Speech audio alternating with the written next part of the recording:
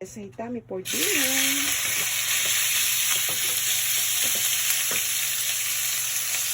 Ako po ng garasut, chicken stock po, at pepper.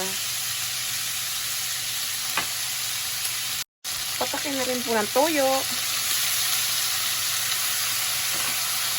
Ilagay na po ang sibuyas, tamanegi. Pakinoko po.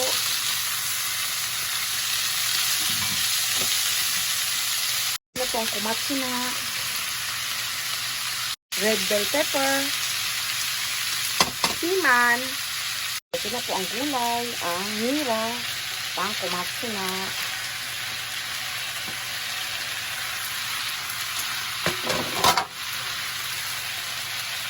At ang huli po, muyashi.